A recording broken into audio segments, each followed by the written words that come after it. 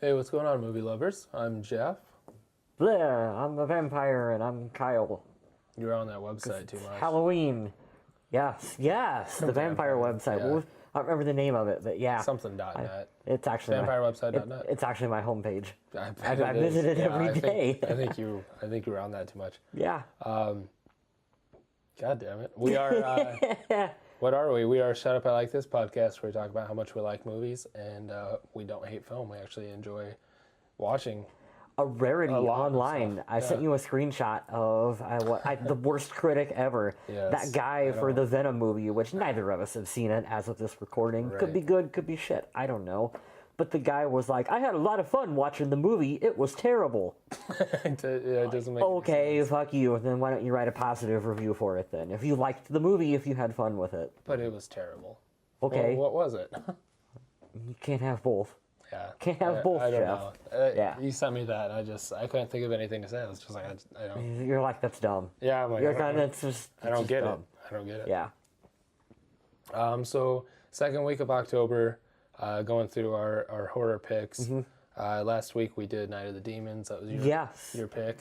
I brought something for you. Oh, great. A couple things here I wanted to talk about. Because it's a props episode, apparently. The remake of Night of the Demons. I told you What I had the it hell? on DVD. Yeah, from the treasure hunt thing. Yes, that's for you. You can take it and watch it. Sweet. I've watched it. My quick mini review is I honestly like the remake better than the original. What? Like the original is really cool and a cult classic for all of the cheesy acting and all the other stuff that we talked about on the podcast. The remake takes that and it honors it in its own little way and tells its own little story, and it's just really cool, and I recommend it a lot. It's got some cool callbacks to the original. It's got an awesome soundtrack. Like, that movie is underrated as fuck. Like, in terms of remakes, horror movie remakes, that's up there. That's really up there. Yeah, right? Who would have thought? I would have never known. Yeah. If I would have flipped through there and saw that, I would have thought nothing of it. Yeah, because it looks stupid if you don't know anything about Night of the Demons and you just look at that DVD cover. Yeah. Oh, it looks like a dumb Asylum film. Yeah, it does. That's exactly stupid. probably what I would have thought. Yeah. Absolutely. But yeah, I'll have to give that a watch. Yeah, the director, I can't remember offhand because I'm terrible with that shit, but he's got a little bit of a pedigree for some cool other movies that he's directed. I think one of them was one of the After Dark Film Fest. Do you remember those, the series that came out? Vaguely. Yeah, they came out familiar. like every Halloween. They would have some famous directors and some up-and-comers do like little short films and stuff, and he was one of them that I think got to start doing one of those, and just lots of cool stuff. Interesting. Yeah. What was the other thing? Prop number 2, because I like props. I thought cool stuff to talk about. I wanted to do a callback to one of our early podcasts where, remember I talked about that Boogeyman DVD that had all the, I know. Oh, yeah. That had all the different clips from all the different stuff. There's a book that I want to recommend that everyone checks out. It's called A Field Guide to Monsters by David Elliott, and it's got Bela Lugosi on the front cover. And so I bookmarked some of the... This is all famous. Jack Skellington and... Yeah, and so I bookmarked some of the, like, movie monsters. It's like a Wikipedia page for, Jason Voorhees and Michael Myers and just a bunch of really cool famous people, like the Creeper from Jeepers Creepers. Jack Skellington is in there. Freddy Krueger. What was that? Was that Death from Yeah, Bill and Ted. Yeah, Bill and Ted. Yeah, it's got all kinds of neat stuff. Oh my god. I really love books like Why this. is RoboCop in there? It's R-rated. He's not a monster. It kind of He's a man. It kind of pushes it with some interesting stuff, but I don't know. I just love stuff like this because it's so cool to look at and like there's Shrek. Like Shrek. There's a little bit of filler in there, but it's a really cool, and I suggest everyone checks that out. Especially, I think, if you're a fan of this podcast and I really like the trivia that you do at the end of each show. Yeah. This is a fun way to here's a page about Freddy Krueger, and you get some trivia about the character, and The end of it has this really neat section where it compares the height of all of the characters of like the Stay Puft. Is that the Stay Puft Marshmallow Man? Stay Puft Marshmallow Man versus Mothra. Like, come on, like this is like cool nerd shit, dude. What the fuck? Oh my god. Some of the others are you shitting me? Yeah. Godzilla and King Kong, and there's Gizmo. Anaconda. Slimer. Cujo. So if you ever wanted to know the size difference between Gizmo and Cujo's and a about gremlin. the same size as a gremlin? Yeah. Jesus Christ. Isn't that just cool, though? Thank you. Isn't that just cool? Yeah, no, right. That's cool, but why the fuck? I didn't... Wow. Cujo and gremlins are the same size? Yeah, there you go. So what the fuck? Field Guide to Monsters by Dave Elliott. And, where'd you get that at? Library book sale here in town, but I'm sure you can go on Amazon. Everything's at Amazon. Right. Yeah. Amazon or eBay. Yep. Interesting. Are the mutants from the Hills Have Eyes in there? I don't know. I don't remember. I should have flipped through for the show. Well, who knows? Yeah. So Now I'm completely little unpaid sponsor at the beginning of the show. We don't. I think it's cool that we can talk about stuff like Tubi TV and we can just plug. We can just plug stuff. Yeah. Paid for shit. So Hills Have Eyes. I was gonna say, like, where are we at? Hills Have Eyes, the remake 2006 version. This was one of my 2 picks.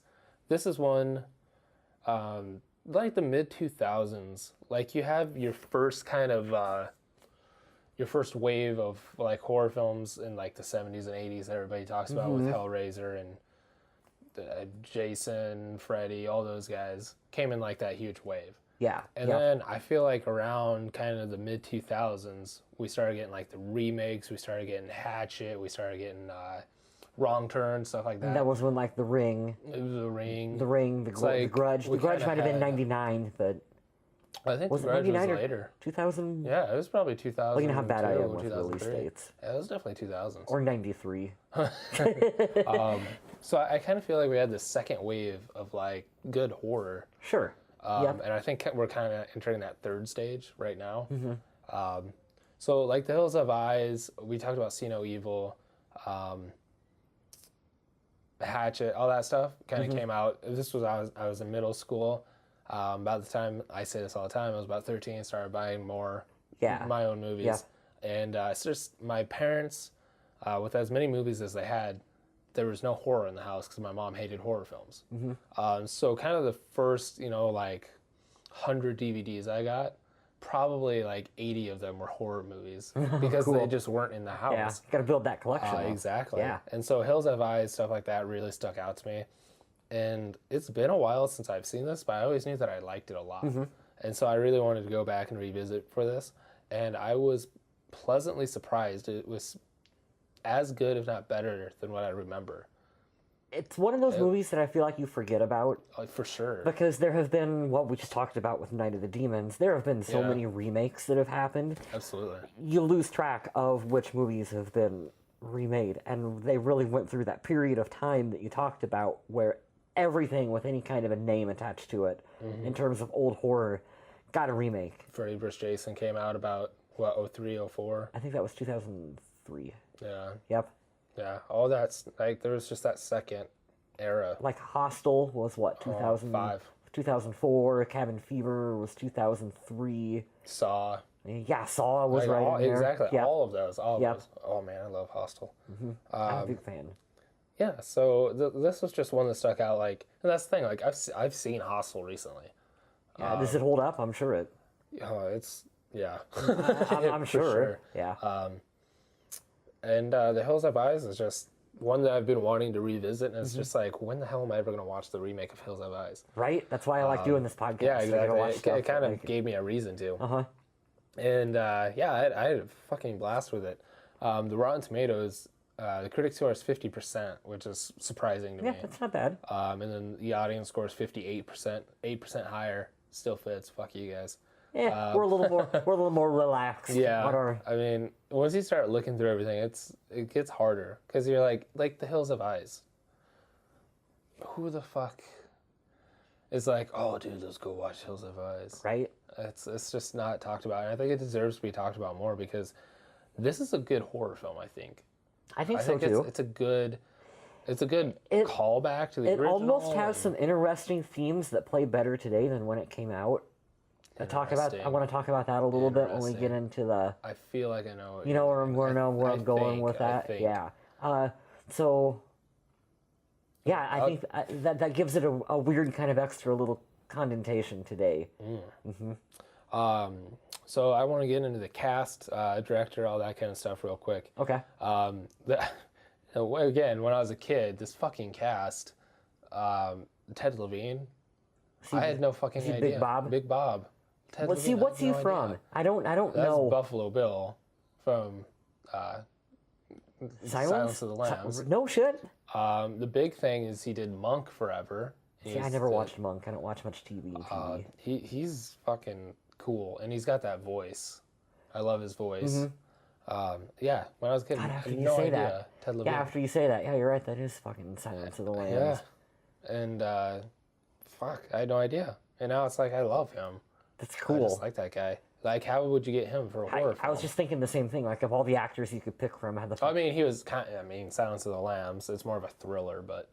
Yeah, but that's a horror. Yeah. And for the longest time, that was always all horror fans claimed that movie as validation for, like, you could win an Oscar and be really good. Silence of the Lambs is a horror film, it's a psychological thriller. But, right. Yeah, but it gets horror fans have latched on and claimed that for, like, we're a legitimate cinema. See, I don't give a shit. Just fucking chainsaw people. That's all I ask for. I mean, the reason I always say that it's a thriller, though, is because that's one that we had in the house. My mom likes, because it's a mystery thriller, right? Kind of thing. So we had that in the house. If I was to debate it, I would say it's probably more. It's not a traditional horror film. It's more like Seven. Yeah, is Seven a horror movie? Do you consider horror? No, I consider it a thriller. Yeah, that's police detective. That's exactly what Silence of the Lambs is. Thriller. Yeah. It's creepy. It's the same but that don't mean it's a horror film. Exactly. That's an interesting discussion. We could do That's a whole other thing. Top 10 horror movies that aren't really horror movies. Exactly. There's a lot of them. Yeah. Aaron Stanford as Doug is fucking pyro. Oh, really? Yeah. It's weird because X2 was 2002, and he looks like a fucking teenager as pyro. This was, 3 or 4 years later. He looks like a fucking adult, acts like an adult. It's like 3 years difference. Yeah. I mean, he was probably an adult when he was cast as a teenager anyway, but so I don't know him from much other than X-Men, but I really like him. I don't... See, you're better at recognizing people than what I am. Like, there are certain actors or whatever I can pick out, but you're much better at, like, that's fucking pyro from the X-Men movies. It's fucking I'm like, cool. I don't know how you do that, Jeff, but it's cool. This pisses Caitlin off because... It's a knack. It's your talent. Yeah, we'll try to watch movies. I'm like... and then I'll sit there for a minute, and then we'll just forget about it. I'm like, Step Brothers! That guy's in Step Brothers. He's like the principal. How the fuck do you remember that? I don't know. That's awesome. Greg Nicotero, of course, makes an appearance. K&B Effect guys worked on this, which maybe is another reason why I like it so much. Oh, yeah. That's one of my points. We'll talk about in a little bit. But. He plays Cyst, which we kind of discussed this before the show, like the fucking mutant names.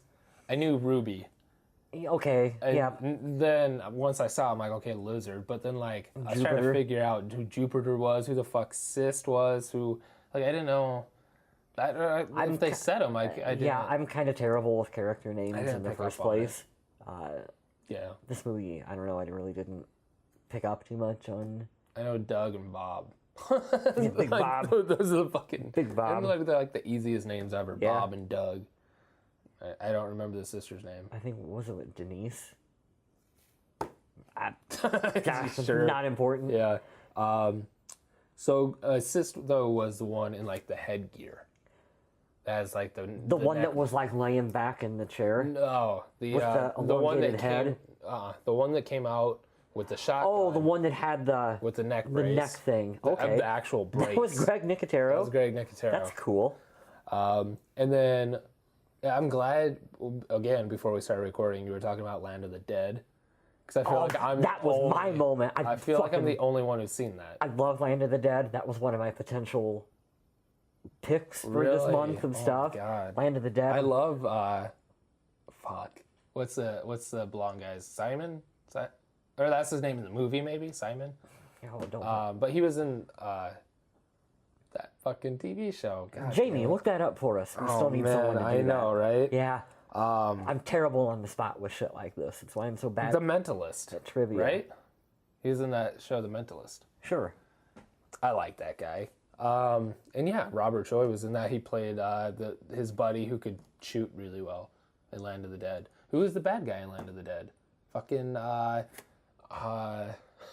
this is bad. This is a lot later than we normally record. Yeah, it's fucking like Dennis Hopper. Dennis Hopper. Yes. Thank you, IMDb. Yes. For that one. So what's that guy's name? Simon Baker. Look at my look at my phone, not scroll over like it should. Simon Baker. Asia Argento was in the film too. I really like that guy. Yeah. John Leguizamo, of course. Yeah.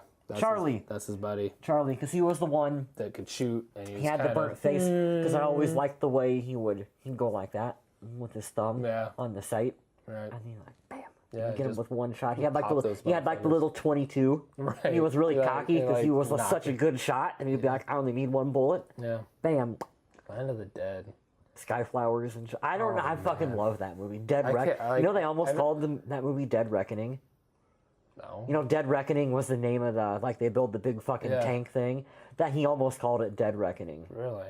Because that's a cool, badass name for a film. I always thought that Land of the Dead had something like a callback to the Day of the Dead and stuff like that. Sure, yeah.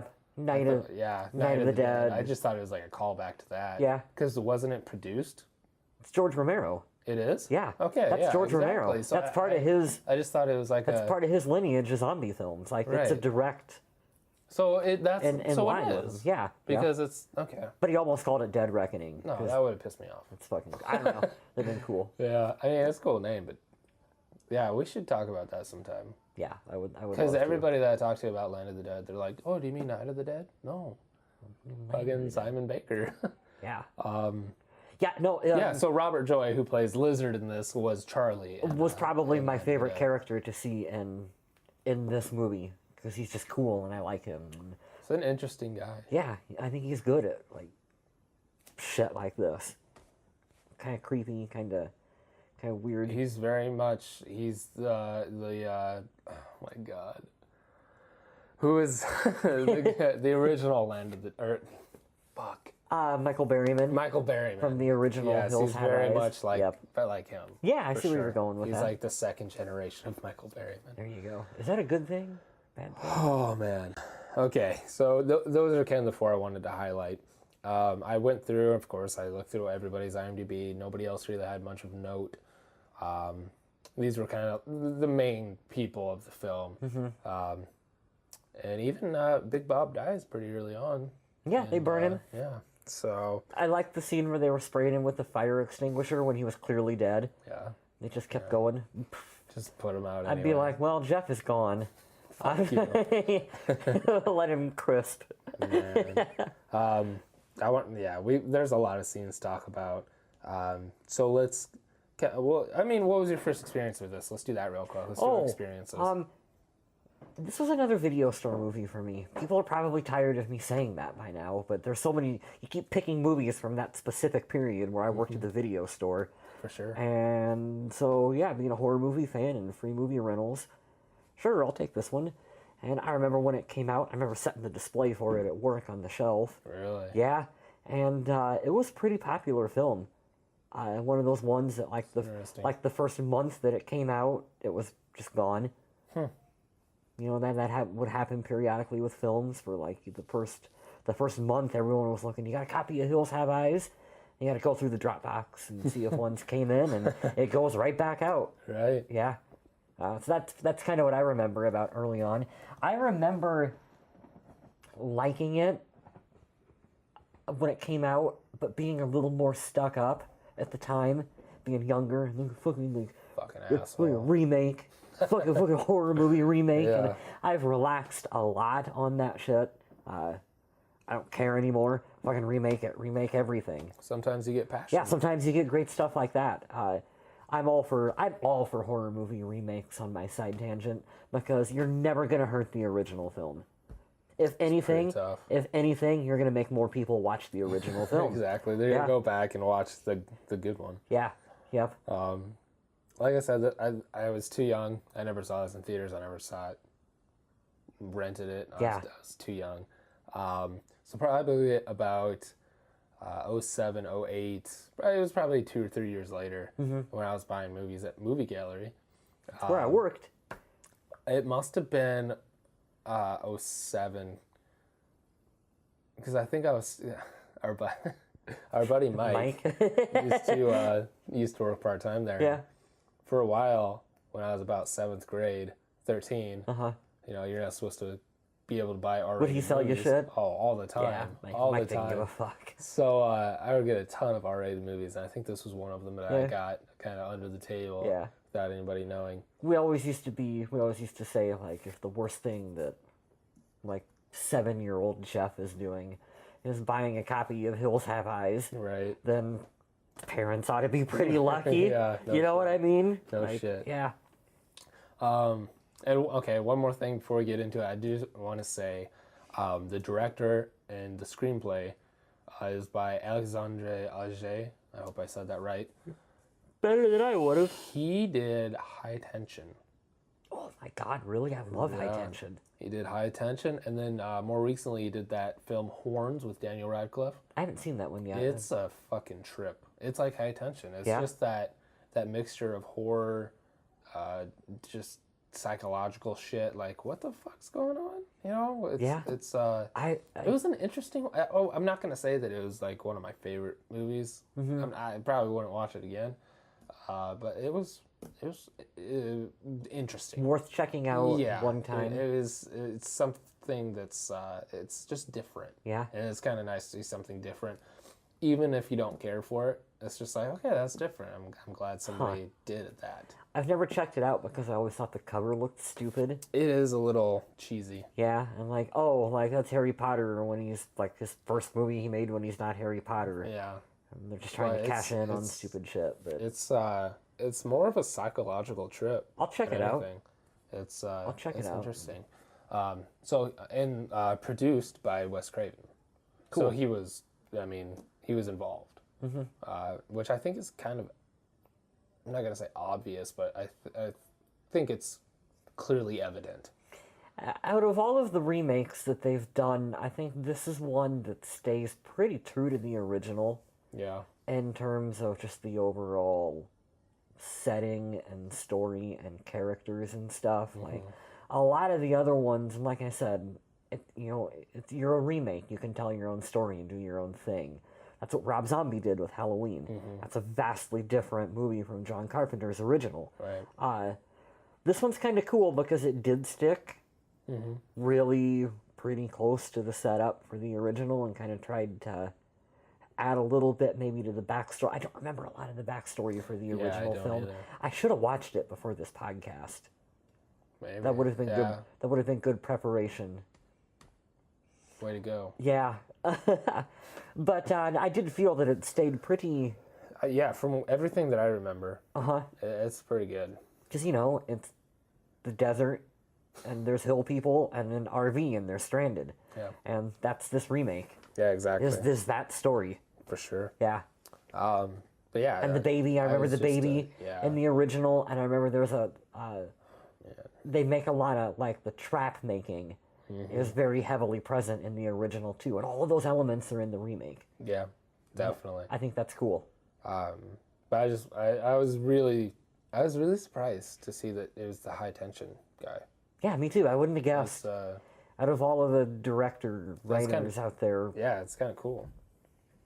What has he done after this movie? Anything? Horns, and he had a couple things, but no like big budget. Nothing huge. Yeah? I don't think. Huh.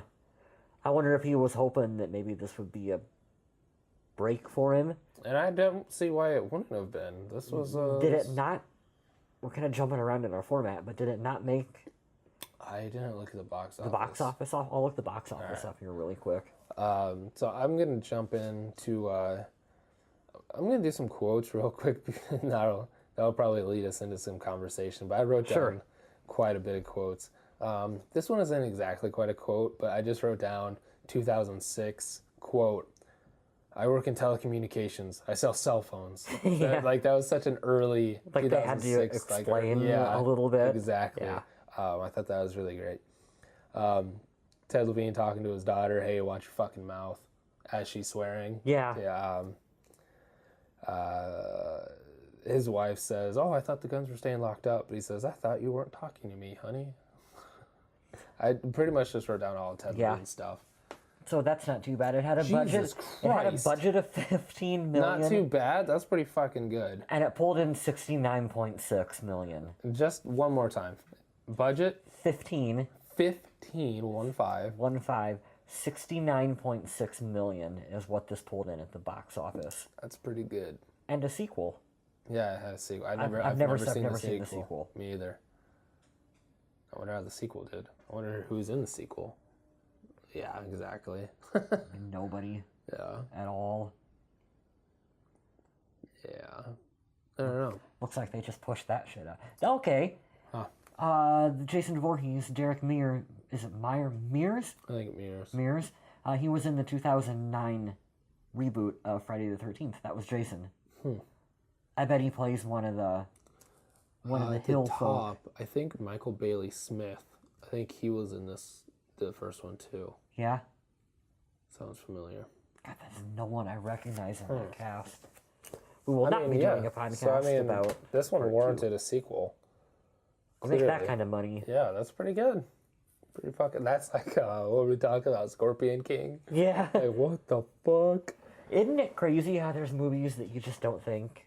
There's no way that many people want to watch this shit. Right. We think you and me are the only two people that ever give a fuck about it. But exactly. Apparently, there was a point in time that... Land of the Dead probably did well, too. Yeah. I wonder...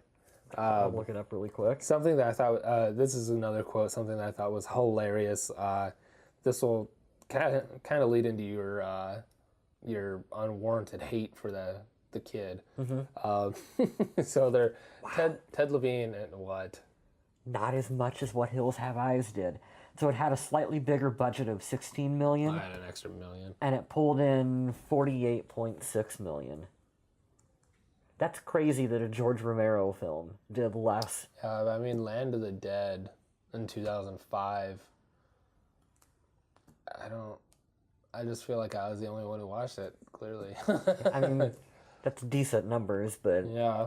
I mean, no, that's not by any means terrible. I was always been tripling your money. I've always been disappointed, especially now since, Romero's no longer with us. Right. He had such a hard time finding financing to do movies. Yeah. He could not get fucking... And that's interesting. This is the grandfather of the modern zombie genre. Right. He created this shit. Especially how it is now. He created this shit, and he could not find financing, and then...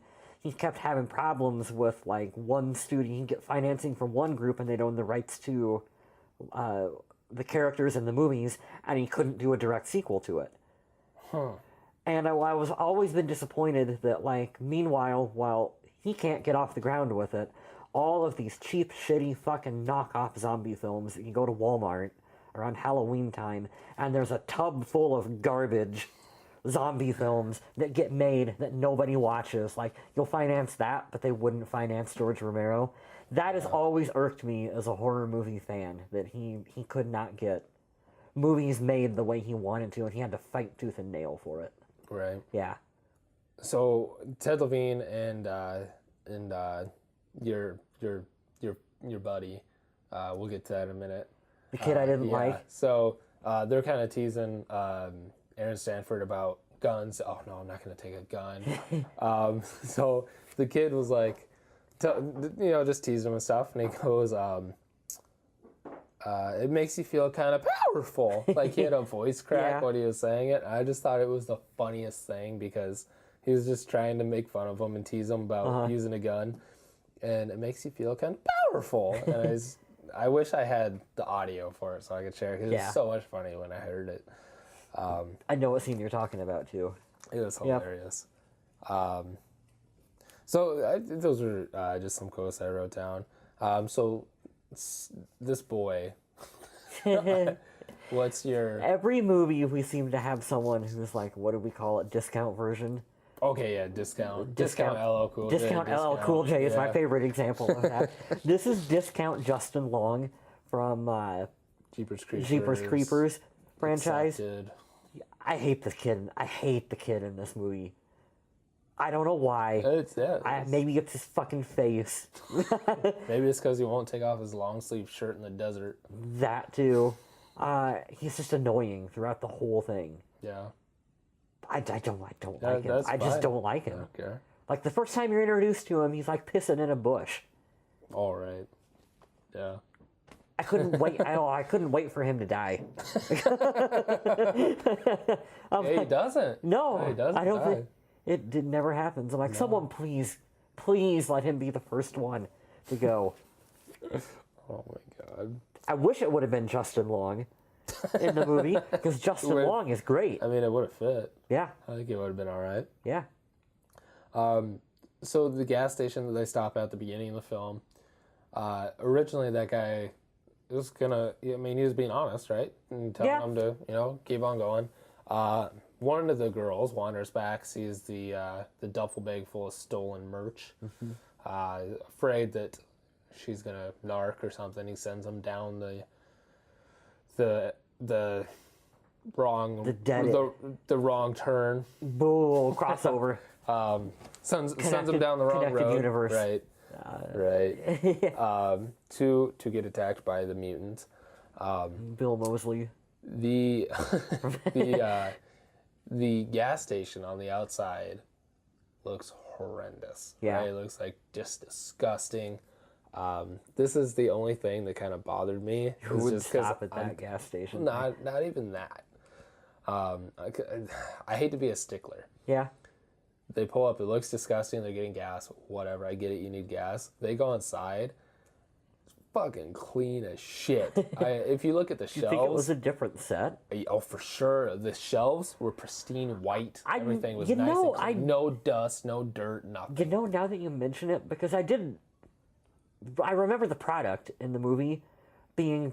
like 3 bottles of something on the shelf or whatever. Yeah. And it being very well organized, even though there was nothing on it, it's very well organized. Very clean, no dust. The cooler. Remember the cooler? It was beautiful. He gets the water from inside the cooler and all the light. The fucking our gas station in town isn't that nice. Right. That's very nice. That's a good point. Very nice It's a good interior. attention to detail. Not for the the outside. You don't care about the outside. He's very OCD. Right. Got to make sure those health inspectors keep him... For sure. Okay, I guess there was one more But then thing. they got the toit with all the shit in it. Right, yeah, the outhouse. The outhouse. So apparently I wrote down one more thing. I wrote down there's 2 things that bother me. The gas station and Pyro's shirt is way too big. I don't remember that. Okay. I'd have to see a screenshot for it. I guess I didn't notice it. Baggy ass. Like, he's a medium to large, maybe. Yeah. He was wearing like a double XL shirt. It just bothered me. Yeah. I hate that. I did a little math because... God, you did math? Yeah. You feeling okay? No. I'm still recovering from it. But I was just curious. Because from the time that he sends them down that road, it feels like they're driving for a while. But it's 7 miles. Right. Is what he says, right? Right. Okay. So... Did you figure out how long? Okay. Well, it was 8 miles. 8 miles. 8 miles. So. Also, there was Eminem at the end of the canyon. So... That's actually the whole end half of the movie is Eminem shitting on Machine Gun Kelly. For sure. That's the sequel. For sure. So I thought it was interesting because it felt like a long scene. It felt like they were really far away from that gas station, right? Yeah. 8 miles. Doesn't seem that far. So to drive 8 miles, I just guessing 60 miles per hour. Sure. That's a lonely desert road. They're probably doing 70. Yeah, unless there's a lot of potholes. I mean, even with the trailer. They could be doing slower. Just averaging. 60 seems like a decent... So at 60 miles per hour, 8 miles away from the gas station, they would have been driving for about 8 minutes. So they drove for 8... Wow. 8 minutes away. I have a hard time with movie time. And I know that this is like a problem that movies have in general, that there's no real answer for. Right. Other than like 24, the TV show. I just like doing this. That happens all the time in movies where there's like the bomb is gonna blow in 30 seconds and 5 hours later. And it's a 15-minute sequence. Exactly. I don't really know how you solve that, but that's a good catch. So they drove for 8 minutes. Yes. And then they're give or take. And then our hero, one of our main guys, has to walk back to the gas station. Ted Levine walks back. He says it won't take him long. It's 8 miles. He'll be there before dark. Which, by the way, he makes it there after dark, so he's a liar. So at 3 miles per hour, which is a pretty steady walk. How long does the average person take to walk a mile? Do you have this math here? Well, if you could walk pretty normally at 3 miles per hour. Yeah. So at 3 miles per hour walking, it would take 2 hours and 40 minutes to walk 8 miles. Okay. Okay. This is amazing. So I love that you did this. I don't know why I caught on to this. I don't know why it stuck out to me. But he tells his wife that it won't take that long, whatever. It's like the middle of the day. Yeah. He tells her he'll be back by night. It takes him like 7 movie hours to walk. And it's like fucking 9, 10 o'clock by the time he gets to the gas station. It's so dark out that he has to use the headlights on the car to see anything. That's right. Yeah. I don't know why this stuck out to me so much. I suppose maybe that one you can say it's really hot because it's the desert. Maybe he had to stop a lot. It's just he's old. I think the whole idea of this is just the fact that they're 8 minutes away and all of this is happening. Yeah. It's like 8 minutes off the road, and you're just like in hell. And they're 8 minutes away from that main road. I don't know. Yeah, I know what you mean. It's like one wrong turn. To quote another franchise, but that's a good way to say it. So I had some time. Can I talk about the one thing that confused me? Yeah, that's kind of what we're doing. Why didn't they both walk back to the gas station together? What was the point of them splitting up and being like, I'm going to the gas station where there's the phone. Hey, dingle fart, just go walk in the desert that way. We have no idea what's that way. Why would you do that? Because it's, remember Cabin in the Woods? When they spray that stuff through the air and it makes them think stupid. Yeah. It's a horror movie. But what was their serious He question? just wanted him to go ahead and see if he could find anybody, see what was ahead, if they could walk somewhere. Just doing a little scouting. If you're going to find like a highway or something. And I think he said he made it, 6 miles, and then he ran into the crater. Yeah, I don't remember what the distance was. But So at 6 miles, it would have... How long did it take him? Can you do... So let's see, at 8 miles, it took him 2 hours and 40 minutes. So at 6 miles, it probably took him 2 hours. And it's hard telling how long he farted around. That was a big crater. And he came back. Yeah. And he farted around. And he was still back before. Well, I mean, he got killed and stuff, but... Well. Okay. Okay, this is where it's broken. Okay, stay with me. Okay. Pyro walks 6 miles to a crater, fucks around in a crater. I can't believe that's Pyro, by the way. That's still mind-blowing. Steals some shit. Yeah. Fucks around, walks back 12 miles round trip, and is still back before nightfall, before Big Bob walks 8 miles and gets to gas station.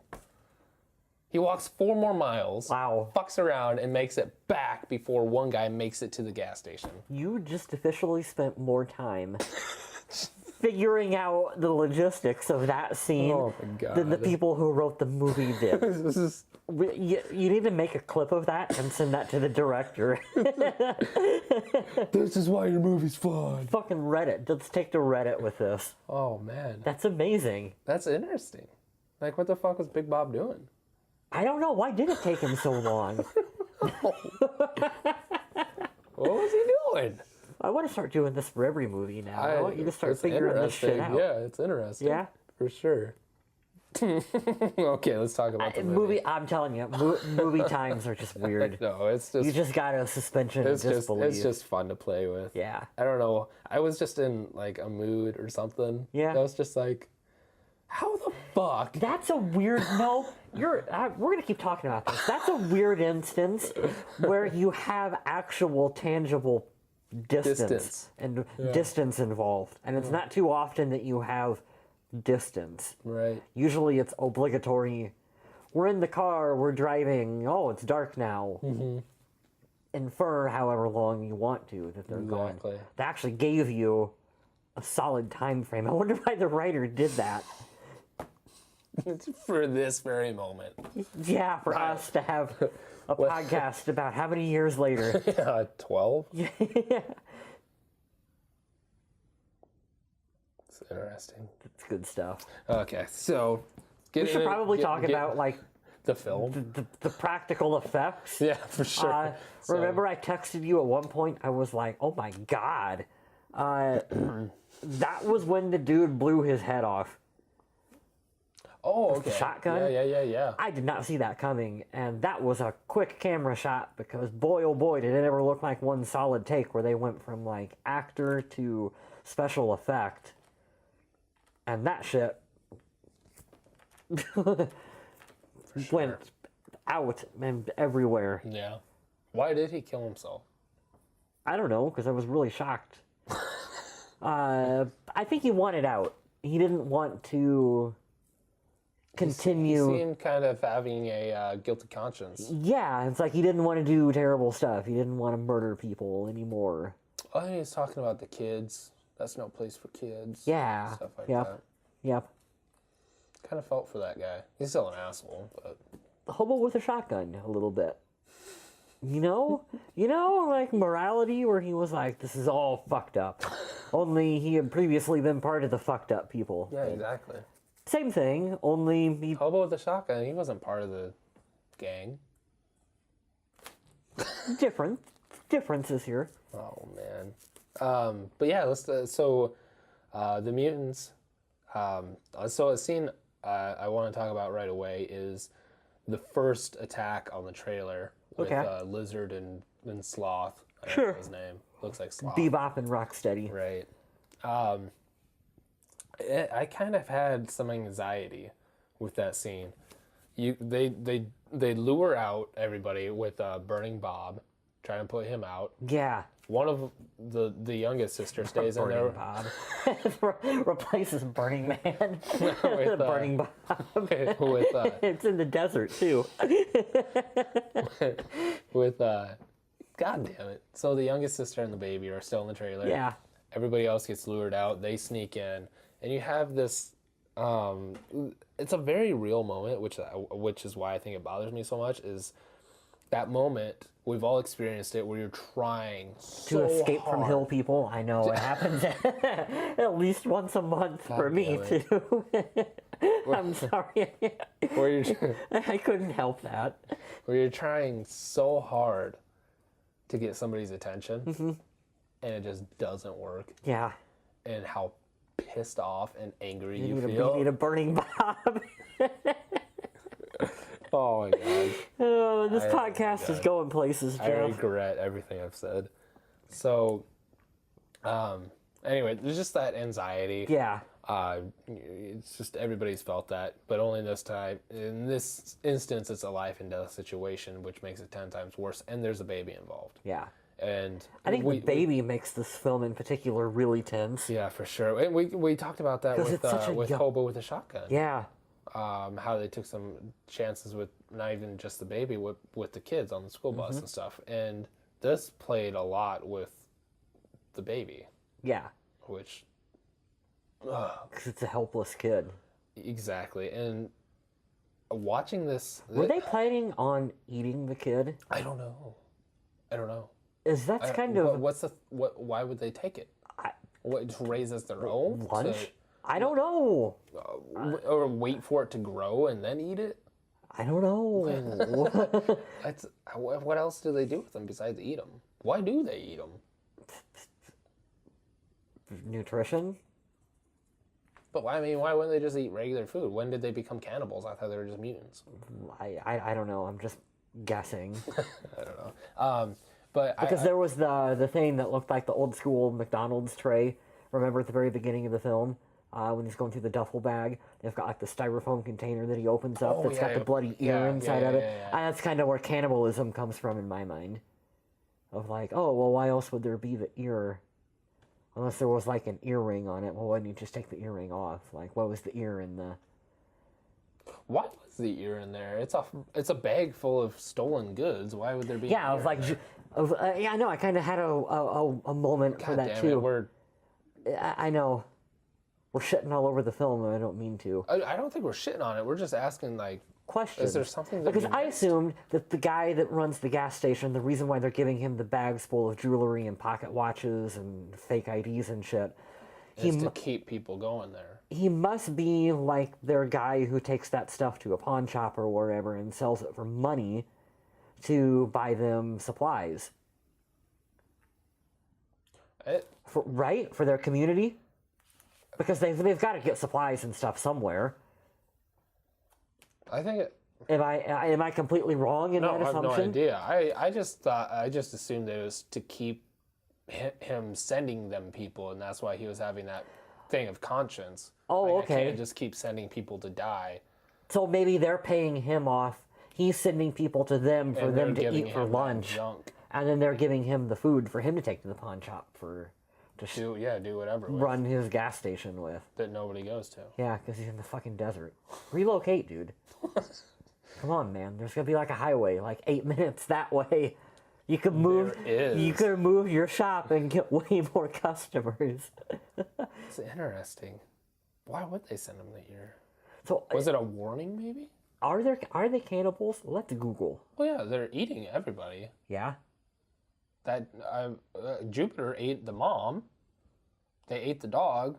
I mean, that's not cannibalism, but they ate the mom. Or The Hills Have Eyes real is the first thing that pops up when you start to type it in. Jesus Christ.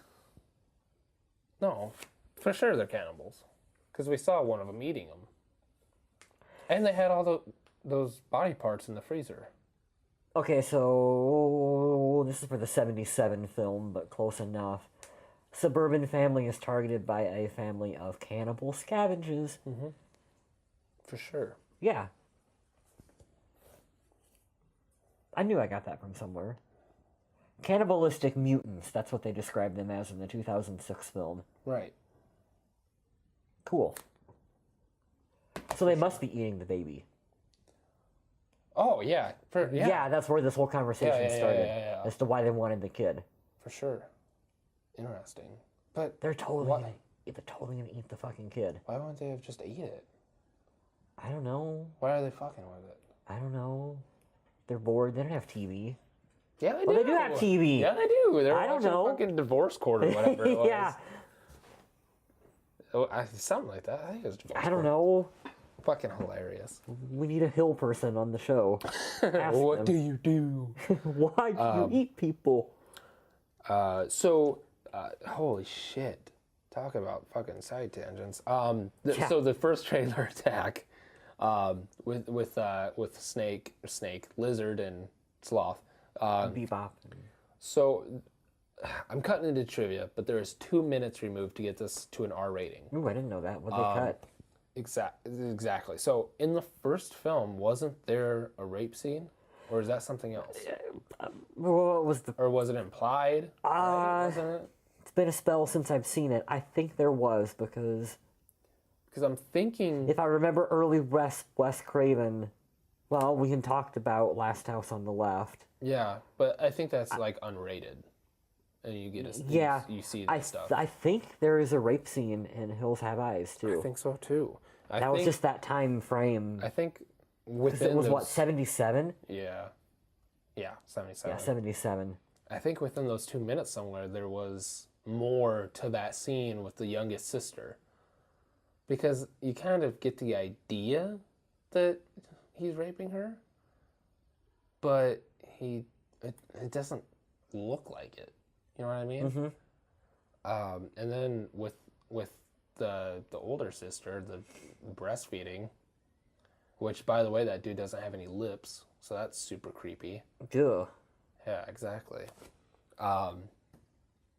And I completely forgot, like, how they killed the sister. The oldest sister. How did they kill her? Refresh my memory. Straight up shot her in the head. Oh, yeah, okay. Like, I completely forgot about that. Yeah. And I was just, like, shocked. Sometimes that can be more shocking in a film when you just shoot someone. Just straight up. Like, I don't know, like it's a horror movie, you expect everyone to get chainsawed or stabbed or whatever. Sometimes when you just shoot a character, it's, oh, man. Especially with the baby in there. That's shocking. Yeah. It's not... How did the mom die? She got shot, too, in the stomach. Yeah, that's right. And then she died slower. Yeah. Which was rough to watch. Because she had just watched her husband burn to death. There's that terrible scene. Saw her oldest daughter get shot in the head, and then she's slowly dying. There's that terrible scene at the end of the movie where they have to move the bodies to the car because they're going to blow the thing up. Yeah. And you think how awful that would be. Can't even imagine. No. Yeah, no.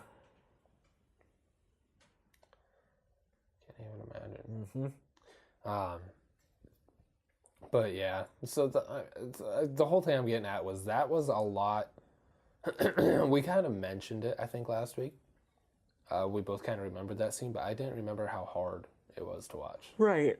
It was a lot more to it than I remember, with the anxiety between trying to get their attention and them creating the diversion and the baby holding the gun on the baby and the implied rape and breastfeeding without lips. Heebie-jeebies. Creepy shit. Yes, for sure. You gotta remember the original was an exploitation film. Yeah. You know? And so the remake still has a lot of that creepiness factor that came from, like, 70s exploitation, grindhouse cinema kind of stuff. And it's not for everyone. For sure. Which is, I think, kind of reflects a little bit in the review scores. Mm-hmm. For sure. I want to talk about when your buddy, the boy, first finds the dog. Oh, yeah. It's like gutted. That's awful. And he doesn't say anything about it, which that's why you hate him. Like, fucking tell your fucking family that you found your gutted dog. Right. The worst part about that, though, that, like, yeah, a boy finding his dog, like, I was like, oh, man, like, that sucks. Yeah. But then later, the other dog gets off the leash and finds the puppy and, like, starts sniffing and whining, like, buddy. I'm like, that made me, like, more emotional than the boy. I'm like, oh, the puppy I wrote down, puppy finding dead puppy is heartbreaking. Yeah. But I was like, damn. That was a moment in the movie where, and I realized these were, like, family dogs, but they're still German Shepherds in the movie. I have a friend who's in the military who does, like, dog training with German Shepherds. Yeah. Fucking, like, attack dogs. Yeah. And shit, like, would then, like, sniff out, like, well, and I like how he rolls with the dog at the end. Yeah. Anyway, I was gonna say, if those would have been like trained dogs, they would have fucked up. Those dogs fuck people up hardcore, like hardcore. They'd have put up more of a fight probably than. This is what I'm saying though. Talking about the dogs. Yeah. Movies always have good dogs. Yeah. Just once, I want them to have my dumb dog. Hero. Exactly. Yeah. Like, I just want... He's an idiot dog. Yeah, exactly. Because if I took my dog with me, he would ran off and died in the desert. Well, the first dog did. No. That's not what I mean, though. Like, at the end, just, like, dehydration. I like at the end, though, when he gets a baseball bat that he found in the car. Yeah. He gets all geared up and he takes the dog. Like, that dog saves his life. Yeah. That dog fucking throat bites that brainiac guy. Yeah, that guy. And he attacks the sloth-looking guy, too. Like, if it weren't for that fucking dog, I would have been fucked. Yeah. But I'm going to say something kind of cliche. Go for it. Watching this as a teenager, like it's a horror film, whatever. Watching it now, cliche, when I have $2, and I think about, like, if I was Pyro, not really Pyro, if I was Doug, which is a pretty accurate representation of me. Yeah. Because he's kind of, I mean, compared to Big Bob and guns and blah, blah, blah, blah, blah, he's just a nerd. Right. Like, he sells cell phones, and he's just a nerd. I like the Switch. What's that? Oh, Aaron Stanford. Yeah, I'm just looking. Oh, I think he was in the 12 Monkeys thing. Yeah, he is. Yep. Yes, he's on a lot of television now. Call of Duty. Interesting. But watching again now, it's like, what the fuck? The same year as Last Stand. Oh yeah, this was the same year as Last Stand. So why does he look like he's like 40 and he'll have eyes? It's crazy, right? Yeah, he looks a lot older. Yeah. It's the beard. That's crazy, dude. God damn it. I got you off track on that one, sorry. But just it's a weird comparison would be like Taken, like just a dude going after his daughter. Yeah, it does have that revenge aspect at the end of the movie. Yeah, that's my favorite quote unquote scene. Is just kind of that last quarter of the film. Yeah, where he's just sneaking around, gutting bitches and trying to get his kid back. Yeah. At the end, another comparison. Hellraiser, we talked about the white shirt and the blood and how that's one of my favorite parts of that movie. I love that in this film. He's just fucking soaked with red blood. He's got the baseball bat. He's fucked up. He's lost 2 fingers. And he makes it through all this shit, and he's just like a cell phone guy. Yeah. And he gets his daughter. It's just a cool feeling. Yeah. No, I get it. I get it. That's cool. I like that shit. But yeah, that last quarter where he's going through that village, little town, whatever it is, and just... He gets his ass whooped, though, a couple of times. That was supposed to be one of those test sites where they would test the bombs, like in Indiana Jones. Like, or, Call of Duty Nuketown. Crystal Skull. Yeah. Yeah. Fucking refrigerator. Yeah, whatever, that was cool. No, I like that movie. It's dumb as fuck. Whatever. I'll defend Crystal Skull. Oh, my God. We're not doing it. I did like the fact that was where they lived. Yeah. I don't know. That's creepy. Those places are creepy. And all the dummies and shit. Yeah, the mannequins and shit. It's creepy. Yeah. Yeah, for sure. You could totally buy into that. I could see why people would Google, is this real? I mean, it's half a joke, but I mean, that's cool, though. Yeah. Like, you could see that. Yeah, I could see that. Not to this extent, but I could see some crazy person breaking in and wanting to live in one of those places. Yeah, I guess. Not mutants, though. Well, maybe. Here's another comparison. Got to live somewhere too, Jeff. Hostel. When Jay Hernandez hides on that cart full of all body parts and shit. Yeah. And he's thrown into that freezer with like all the body parts and shit. And it's very similar to scene. Cool. Have you noticed that Jay Hernandez is in like everything all of a sudden? Good. I mean, that's cool. Yeah, he deserves to be. We should take credit for that for this podcast. Right. That always happens. Because, and like, I remember us both saying he needs to be in more stuff, and now, Jay Hernandez is in that, and this, and that. Good. Cool. Good. I really like him. Cool. A lot. I was looking for something else to say about that last quarter, because I can't describe enough. Yeah, the body. Like, how much I love that whole fucking... all of it. The fucking fight with Sloth, flying through walls and shit, getting his fingers cut off. Oh, I really liked the Jason Voorhees looking zombie. Not zombie. Why did I say zombie? Mutant. Oh. The one that gets the axe to the head. Sloth. That's totally early Jason from like Friday the 13th Part 2, before he had the hockey mask and shit. Greg Nicotero. Say it louder for the people at home. So the original Halloween was Tom Savini. Yeah. This was Greg Nicotero. Greg Nicotero is somebody's wingman. So there's probably a little... Yeah. That totally, to me, looked like Jason Voorhees. Like, he was more of a throwback to, like, Hillbilly Jason from, like, Part 2. When he had the, the gunny sack over his head. But the scene where he takes it off, it's, like, the same fucking makeup, dude. Yeah. Yeah. For sure. That was cool. I don't know if that was intentional. That was probably totally intentional. For sure. He was my favorite one of the bunch. Greg Nicotero, I'm like, that's Jason. It has to be. That's Jason. It has to be. Attack on the Trailer.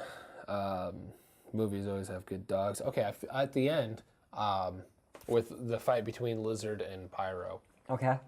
Getting shot, getting beat up, all that kind of thing. The girl that you see, the mutant girl that you see throughout the whole film. It's a little different, I guess, memory, but he's got hair in that. Close I didn't remember Jason having hair. Me either. Because you only see him briefly in Part 2 without it off, but that's very, very, very similar Very to similar. him. Yeah. Very similar. Without hair. Yeah. For sure. But there you go. Huh. He's showing me pictures of Jason. Jason from Part 2. Part 2. Because I always really liked Jason more when he was like inbred hillbilly Jason, as opposed to zombie supernatural Jason later on, even though that's cool too. He's more believable when he was just like a fucking crazy hillbilly guy who lived in the woods. Hills have eyes, people. Because the gunny sack. Yeah. Yeah. It's like zombie Jason later on. You keep doing this. Keep showing me cool shit. I forget what I'm doing. I know. What were we talking about? I don't remember. Okay. Pyro? The end fight with Lizard and Pyro. So you see that girl throughout the whole film. She takes your buddy's sweatshirt. Was that Ruby? Yeah. That was the one? Yeah. Yep. You see her throughout the whole thing. She protects the baby. She doesn't try to save the dog. She wasn't there, but when Jupiter's eating the dog hind leg or whatever, she's just disgusted and wants nothing to do with it. I kind of feel for Ruby. And then at the end, I was bummed that Ruby died. Yeah. I wanted them to adopt Ruby and like we're gonna make you better. Like at the end of From Dusk Till Dawn. Come with us. Do you know where we're going? Do you know what? Whatever the line. I don't remember what the line was, but yeah. Connected universe, that shit, Jeff. It's all together. No, I was definitely bummed that Ruby died though. I was really open. Yeah. She's a mutant with a heart of gold. That's her Tinder profile.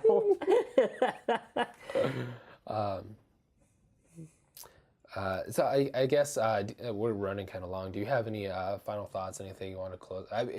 This was interesting. Late night podcast. It is what it is. At the time of recording, this was like 11 o'clock. Right. And you just got off work before we recorded this. Super late for us. Yeah. Because usually we do this at like what? Noon. 10:30, 11 o'clock in the morning. Yeah. There's our space-time continuum break. Long day for everyone. Yeah. The fuck was Big Bob doing? Big Bob. I like Big Bob. Fucking around on the way to the gas station. I didn't even really get a mention. I wanted to mention really quick. Basically, it's the story of murdering a Republican family. That's what I wanted to talk about how this movie plays completely different in 2018 than what it did in 2006. You give that whole family Make America Great Again hats, and this has a completely different context, Jeff. come on, that whole family and was... The liberal son-in-law That is whole victorious. family is, like, hardcore Republican. They've got guns, they're praying, and, like, Pyro is, like, a fucking, like, liberal Democrat who's like, what the fuck did I marry into? Oh my god. And then they all just get murdered. Not all of them. Most of them all get murdered. I'm telling you. And he doesn't use a gun. He uses a shotgun at the end. I mean, they fire. He uses a shotgun. Like the kid fires blindly like an idiot. Oh, no, Pyro. Pyro doesn't use a gun. Oh, like, yeah. When he goes off to the village, it just takes a bat. What happened to Big Bob's, like, fucking Magnum? They took it. Lizard shot the older sister and stuff, and then ran out of bullets. That's cool. I mean, that's not cool, but Fuck. I wanted the Magnum to come back for, like, the end of the film, to be, like, a big... Yeah, it ran out of ammo. Yeah. Yeah, and he sticks to his guns. Mm-hmm. Doesn't take a gun. It's fun. Okay, so final thought, or just closing statements. Kind of mirror what I Since said. we talked about space-time continuum, time continuums for the podcast. Kind of going back to what I said at the beginning of the podcast, there have been so many remakes that come out, it's hard to keep track of all of them, and it's hard to sort out the ones that are worthwhile versus the ones that are not worth your time. And I think that Hills Have Eyes is one that, well, for one thing, not a lot of people even talk about the original film, let alone the remake. Yeah. They're enjoyable, and I think they're worth watching. And it's fun because we really didn't touch upon it too much, but the special effects in this movie are really good practical effects from the K&B guys, who, if you're a Walking Dead fan, if you're a horror movie fan in general, you know who these people are. You know their body of work. We don't kind of talk about it, but... usually that's a big thing. We usually talk about effects. That was why I wanted to make the connection back to From Dusk Till Dawn. Because, the K&B guys did that movie too. Right. So, one of the early podcasts that we did. First? Was it? First episode.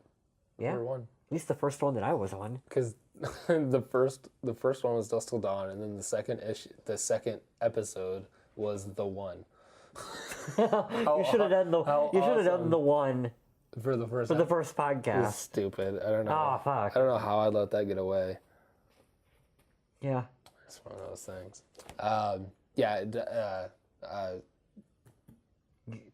Now I'm going to start thinking of like podcast numbers and movies that tie in with them.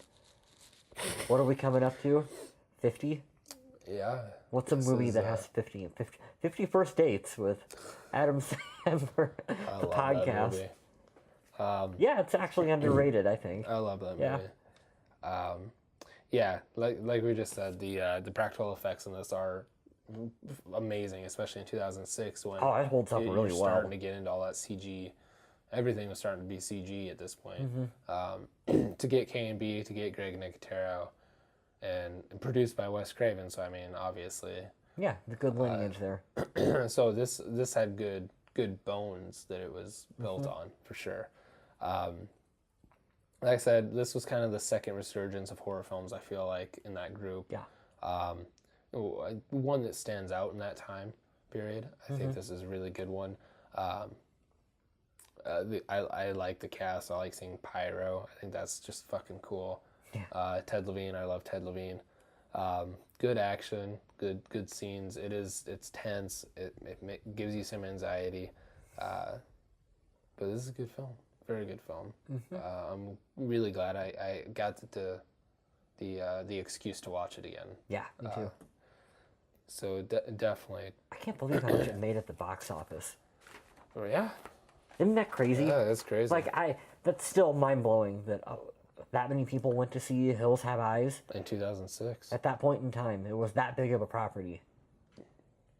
It doesn't feel like it. Like, when I sit down and rank, like, movies by, like, horror movies on what I think they would make box office-wise. Yeah, this was the bottom. Freddy and Jason and, like, all those guys are going to be at the top. And then you go down a little bit and... Hostel. Hostel, Hellraiser, things like that. Hills Have Eyes would be a franchise I would never get to. I would never think that it would have made that much money. I think, I didn't write it down, but I think the trivia said it opened up like second or third opening weekend. God, that's crazy. Yeah. All these websites and all these pundits are wrong all of the time when they say that horror is dead, horror is dying. Horror has never been dead, and horror is never dying. There are periods where it's maybe down a little bit, and that was like all of the knockoff Scream films. I Know What You Did Last Summer, and Valentine, Jawbreaker, all those movies that came out lumped in there. Yeah. It's kind of a down period, in my opinion. But just a short while later, look at Hills Have Eyes is making bank at the box office. It's never going away. That's just what... There's too many weirdos out there. Yeah. Like us. So, that kind of leads into trivia. Excuse me, I'm choking on water or something. So the opening photos of Mutations that they show, obviously are not from atomic energy waves or atomic. My puppy's scratching his butt and is making a really loud noise. They are actual birth defects caused by Agent Orange from the Vietnam era. Vietnam War. Oh, that's creepy. So those are actual birth defects, which is crazy to think about that those were real. Ugh. Almost all of Ted Levine's actions and lines were improvised. Big Bob Did just about improvised everything. Well, sure.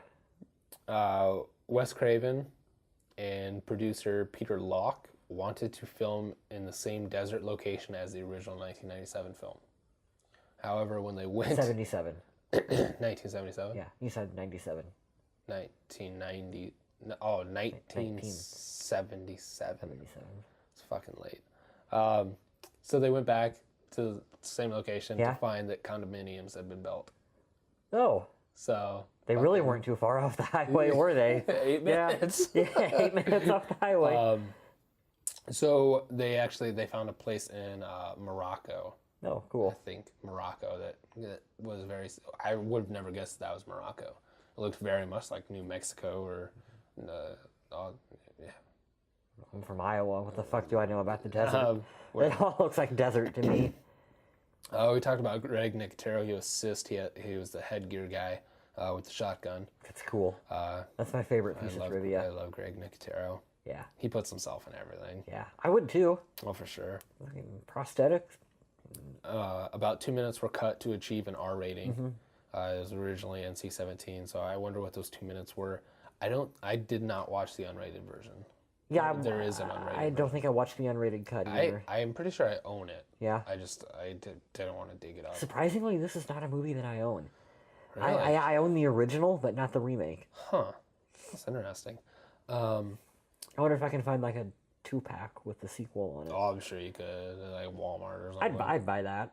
For sure. Do you kind of want to watch the sequel now?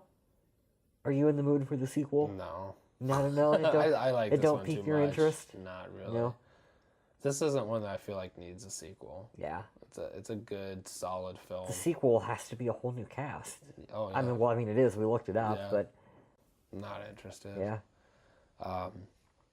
Probably why they've never done a third. And then the last piece of trivia, I kind of mentioned about how Pyro was kind of like me, just a nerdy guy. Yeah. That was originally Ben Affleck. Shut the fuck up. So, the character... He's going to be the lead in the third when they cast him out as Batman. God. Now I forgot what I was saying. God damn it. Okay. Pyro, being a nerdy guy, overcomes, becomes a badass, does inexplicable, horrible things, kills people to get his daughter back. The character, kind of the whole theme of the character, they based off of Dustin Hoffman from Straw Dogs. Or was it Straw Dogs? Straw Dogs, yep. Who the glasses are very similar. The whole character very nerdy weakling overcomes odds and he kills the invaders and stuff. So kind of that whole character is exactly a replica of Dustin Hoffman from Straw Dogs. Cool. So that's all the trivia. You got anything to plug in? Do anything? We've been running kind of long. Let's just do our normal rundown of where you can find us and on Twitter and social media, Facebook. All that shit. All those fun places. Facebook, Twitter at Shut Up, I Like This. Kyle's in charge of the Twitter. He's been doing a lot, getting people involved in discussions, doing all that kind of thing. So try to post movie news and discussion. Yep. Stuff that comes up. Doing better than I would. So if you're not following us on Twitter, just follow and get in some conversation. Find us on Facebook. Find us on pantheonnetwork.com. All the videos, all the audio, everything's up there.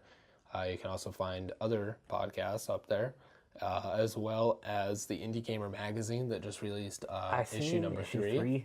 Issue number 3 just came out, so give that a little look. What's your cover? What? What's the cover? It is from an artist, Poppy Parr, from I want to say England. It's from her game. It's all tied together. There's a novel. There's a game. It's like a whole story. Oh, cool. Between a whole bunch of mediums. That's cool. What does she call it? I think she called it Transmedium project. It's called Aurelian, I think it is, or it was Aurelian. So it's either Aurelian or Aurelian. Yeah, I like the second one. Cool. I think the second one sounds cool. Yeah, it looks pretty cool. She does amazing art. Yeah. All digital, draws it out, paints it. Looks amazing. Nice. Looked really good. So, Indie Gamer magazine number 3 is out. Give that a look. PantheonNetwork.com. And I hear you're signing issues now too. Oh man, $1 million. Yeah. So what are we doing next week? Oh, I kind of thought we could do sticking with our remake theme and do the. I don't even remember. The remake of the Texas Chainsaw Massacre. Oh, right. From 2003 or 1993. Either or, in my mind. They're the same thing. Yeah, we'll do that. Texas Chainsaw Massacre remake. Yeah, I thought it would be fun to kind of do 2 remakes back to back. Yeah, for sure. And then we have Clown and Undead to close out the month. That's right. Looking forward to that. So join us next week for Texas Chainsaw Massacre remake. And continue our October horror month. Got anything else? That'll do, Pony Boy. That'll do. Hey, so this has been Shut Up, I Like This from the Pantheon Network studio. Thank you guys for listening. Thank you guys for watching, and we'll see you guys next week.